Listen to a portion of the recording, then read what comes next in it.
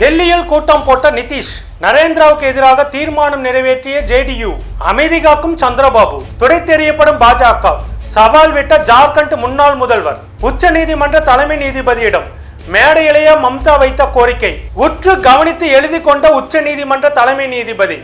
இந்த தகவல் குறித்து தான் இந்த காணொலியில முழுசா பார்க்க போறோம். மறக்காம மை சென்னை 360 சேனலை சப்ஸ்கிரைப் பண்ணுவதோடு இந்த காணொலியை உங்களுடைய நண்பர்களுக்கு ஷேர் செய்யுங்க அப்படின்னு கேட்டுக்கொள்கிறோம்.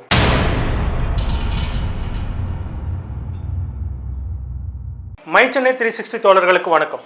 தேசிய ஜனநாயக கூட்டணி ஆட்சி தொடங்கிய நாள் முதலே கடந்த 10 ஆண்டுகளில் நரேந்திர ஆட்சி காலத்தில் நடைபெற்ற ஊழல்கள் எல்லாம் வெளிவர தொடங்கி இருக்கின்றன. பிரதமர் நரேந்திராவின் கைகளால் திறந்து வைக்கப்பட்ட பாலங்கள் ஆகட்டும், கட்டிடங்கள் ஆகட்டும், விமான நிலையங்கள் ஆகட்டும், ஏன் கோயில்கள் ஆகட்டும், இது எல்லாமே பார்த்தீங்கன்னாக்கா மிக வேகமாகவே சேதாரம் அடைஞ்சிட்டு வருது. இந்த சேதார நிகழ்வுகள் எல்லாமே பார்த்தீங்கன்னாக்கா பாஜகவை ஆதரிக்கக்கூடிய இந்துக்கள் மனசுல இதெல்லாம் ஒரு மிகப்பெரிய அபசகனமாக தெரிய ஆரம்பிச்சிருக்குது. அது மட்டும் இல்லாம வட மாநிலங்கள்ல நரேந்திரா மீதான நம்பிக்கை பெரிதும் சரிய தொடங்கி இருக்குது. இந்த நிலையில தான் தேசிய ஜனநாயக கூட்டணியில இப்போ புதுசா ஒரு புயல் கிளம்பி இருக்குது.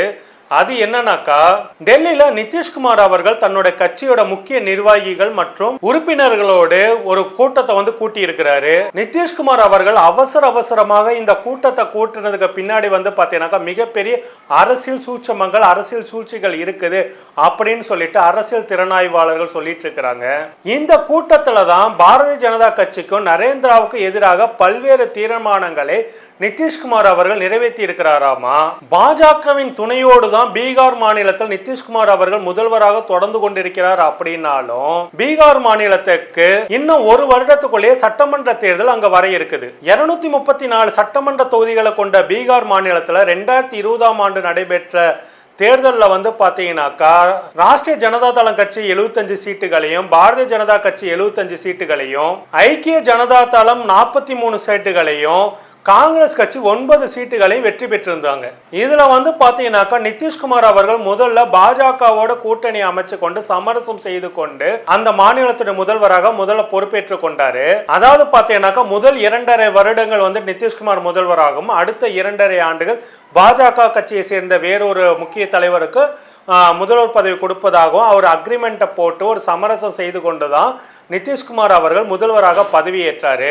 அப்படி நிதிஷ்குமார் முதல்வராக இருக்கும்போது பாஜக துணை முதல்வர் பதவியிலையும், அடுத்த நிதிஷ்குமாரோடைய 2.5 ஆண்டு காலம் முடிந்த பிறகு பாஜக முதலமைச்சர் பொறுப்புக்கும் நிதிஷ்குமார் அவர்கள் துணை முதல்வர் பொறுப்புக்கும் வருவார் அப்படின்ற ஒரு உடன்படிக்கையோட தான் நிதிஷ்குமார் அவர்கள் பாரதிய ஜனதா கட்சியோட அந்த கூட்டணியை அமைச்சாரு.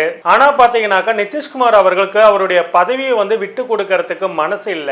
தொடர்ந்து பதவி சுகத்துல இருந்த நிதிஷ்குமார் அவர்களுக்கு பாத்தீங்கன்னாக்கா முதலமைச்சர் பதவி விட்டு கொடுக்க மனசு இல்லாம அந்த பாஜகவுடனான உடன்படிக்கையை முடித்து கொண்டு பாஜகவின் முதுகில் குத்திவிட்டு ராஷ்டிரிய ஜனதா தளம் மற்றும் காங்கிரஸ் கட்சியோடு சேர்ந்த கூட்டணி அமைத்து ஆட்சியில தொடர்றாரு. ராஷ்டிரிய ஜனதா தளம், காங்கிரஸ், ஜேடியு இந்த கூட்டணி ஆட்சி அமைந்ததுக்கு அப்புறமேட்டு பாத்தீங்கன்னாக்கா பீகார்ல ஜாதிவாரி கணக்கெடுப்பு நடத்தப்பட்டு அந்த விவரங்கள் எல்லாம் வெளியிடப்பட்டு இடஒதுக்கீட்டு முறையை அங்க உறுதி செய்ய ஆரம்பிச்சாங்க. ஆனாலும் பாத்தீங்கன்னாக்கா நாடாளுமன்ற தேர்தல் நெருங்கிட்டு வர சமயத்துல நிதிஷ்குமார் அவர்கள் இந்தியா கூட்டணியை விட்டு விலகி திரும்பவும் பாத்தீங்கன்னாக்கா தேசிய ஜனநாயக கூட்டணியில போய் ஐக்கியமாயிட்டாரு அதே பதவி சுகத்துக்காக. இப்போது தன்னுடைய கட்சியோட உறுப்பினர்களோடு நிர்வாகிகளோடு டெல்லியில முகாமிட்டு இருக்கின்ற நிதிஷ்குமார் அவர்கள் பாத்தீங்கன்னாக்கா ஜேடியு கட்சியின் சார்பாக ஒரு தீர்மானத்தை நிறைவேற்றி இருப்பதா செய்திகள் வந்துட்டு இருக்குது. அந்த தீர்மானத்துல பாத்தீங்கன்னாக்கா தேசிய ஜனநாயக கூட்டணியில தாங்கள் இணைவதற்கு வைக்கப்பட்ட முக்கிய கோரிக்கைகள் அப்படின்னு சொல்லக்கூடிய பீகார் மாநிலத்துக்கு சிறப்பு அந்தஸ்து கொடுக்கணும். அது மட்டும் இல்லாம பீகார் மாநிலத்துக்கு சிறப்பு பொருளாதார அந்தஸ்து கொடுக்கப்பட வேண்டும் அப்படின்ற தீர்மானத்தை நிறைவேற்றி இருக்கிறாரு. ஏற்கனவே பல முறை பாத்தீங்கன்னாக்கா நிதிஷ்குமார் அவர்கள் ஆரம்பத்திலே 2020 பாஜகவோட கூட்டணி வைக்கும் போது இந்த 2 கோரிக்கைகளையும் வைத்திருந்தாங்க. ஆனா ஒன்றிய பிரதமர் நரேந்திரா இந்த கோரிக்கைகளை நிறைவேற்றி கொடுக்கறதுக்கு அப்பவும் சரி இப்பவும் சரி அதுக்காக துளியும் தயாராகவே இல்லை. குறிப்பா பீகார் மாநிலத்துக்கு சிறப்பு அந்தஸ்து, அதுலயும் பொருளாதார சிறப்பு அந்தஸ்து கொடுக்கப்படும் சொல்லிட்டு நரேந்திர அரசாங்கம் கடந்த 10 ஆண்டுகளாகவே இந்த வாக்குறுதிகளை கொடுத்து பீகார் மாநில மக்களை ஏமாத்துற வேலையை மட்டும்தான் பண்ணிட்டு இருந்தாங்க. இதே நிலைமையை தான் ஆந்திரா மாநிலத்துக்கும் பாரதிய ஜனதா கட்சியும் நரேந்திர அரசும் தொடர்ந்து இந்த மாதிரி ஆந்திராவுக்கு சிறப்பு அந்தஸ்து கொடுக்கிறோன்ற பேரில் பொய்யா வாக்குறுதியில கொடுத்து அந்த மக்களை ஏமாற்றினாங்க. இப்பவும் பாத்தீங்கன்னாக்கா தொடர்ந்து நிதிஷ்குமார் அவர்கள் இப்படி ஒரு தீர்மானத்தை நிறைவேற்றி இருக்கார். சந்திரபாபு அவர்களும் தொடர்ந்து எங்களுடைய மாநிலத்துக்கு சிறப்பு அந்தஸ்து கொடுக்கணும்னு சொல்லி கேட்டுட்டு இருக்கிறாங்க. ஆனா நரேந்திரா தரப்புலையும் பாஜக தரப்புலையும் ஒரு கள்ள மௌனம் மட்டுமே இருக்கிறதுனால இந்த இரண்டு காரணங்களை வைத்துக்கொண்டு நிதிஷ்குமார் அவர்களும் சந்திரபாபு அவர்களும் எந்த நேரத்திலும் தேசிய ஜனநாயக கூட்டணி விட்டு வெளியேறிடுவாங்க அப்படின்ற கருத்துக்களை அரசியல் விமர்சகர்கள் தொடர்ந்து வச்சிட்டு இருக்கிறாங்க.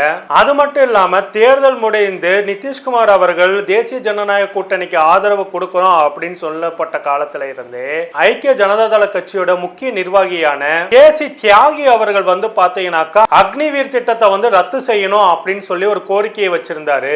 இந்த கோரிக்கை விஷயத்திலையும் பாத்தீங்கன்னாக்கா பாரதிய ஜனதா கட்சி கள்ள மௌனத்தை தான் காத்துக்கிட்டு இருக்கிறாங்க.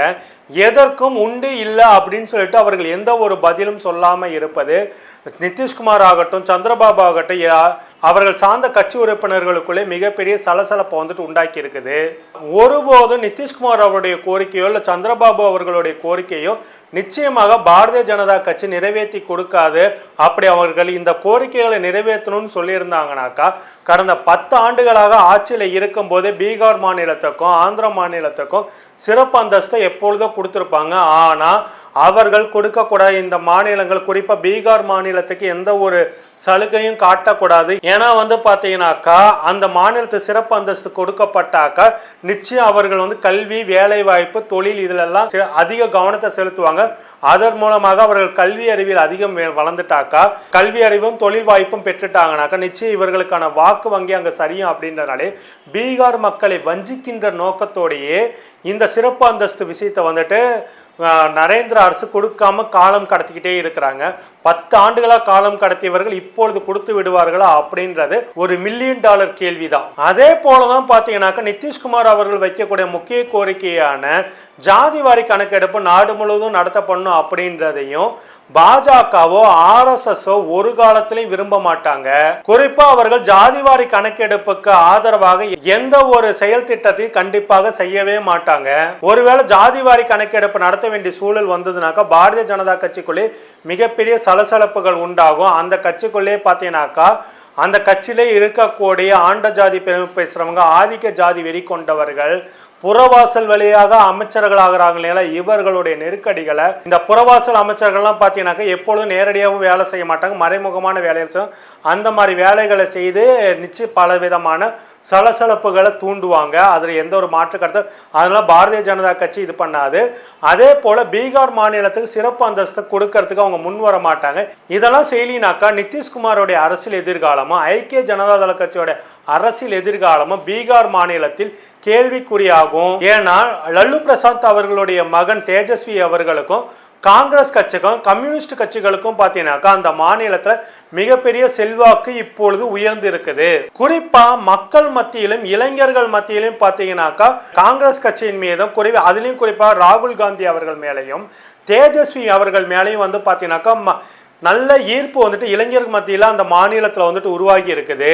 இந்த நிலைமையில தான் பாரதிய ஜனதா கட்சியோட தொடர்ந்து நிதிஷ்குமார் அவர்கள் பயணித்தார்னாக்கா நிச்சயமாக அவருடைய அரசியல் எதிர்காலம் அங்க கேள்விக்குறியாகும் அப்படின்றதுல எந்த விதமான மாற்று கருத்தும் இல்ல.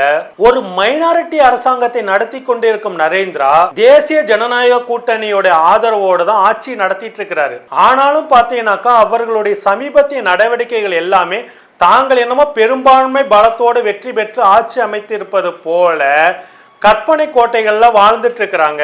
அது மட்டும் இல்லாம தங்களுடைய சர்வாதிகார போக்கை மீண்டும் கையில் எடுப்பதற்கான வேலைகள்ல ஆயத்தமாகிட்டு இருக்காங்க. இதையெல்லாம் நிதிஷ்குமார் அவர்களும் சந்திரபாபு அவர்களும் ஏற்றுக்கொள்வார்களா?